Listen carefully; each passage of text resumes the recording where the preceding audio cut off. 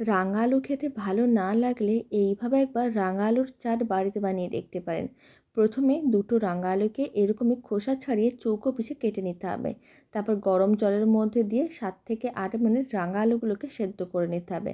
প্রায় 7 মিনিট রাঙা আলুগুলোকে ভালো করে সেদ্ধ করে নিয়েছিলাম।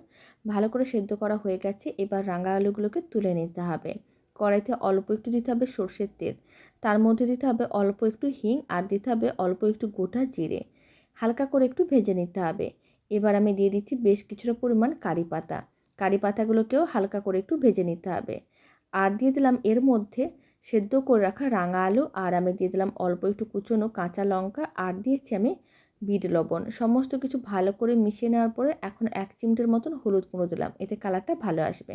সমস্ত কিছু বেশ নাড়াচাড়া করে ভেজে নিয়েছিলাম, এবার তুলে নিচ্ছি। এবার তুলে নেওয়ার পরে এর ওপরে ছড়িয়ে দিতে হবে অল্প একটু ভাজা মশলার গুঁড়ো, আর দিয়ে দিলাম চাট মশলার গুঁড়ো। এবার এর মধ্যে দিয়ে দিচ্ছি 1 মুঠোর মতন ভাজা ছোলা আর ভাজা বাদাম, আর দিয়ে দিলাম অল্প একটু লেবুর রস। এতে টক মিষ্টি হবে, খেতেও ভালো লাগবে। সমস্ত কিছু খুব ভালো করে মিশিয়ে নিলেই রাঙা আলুর চাট একেবারেই রেডি।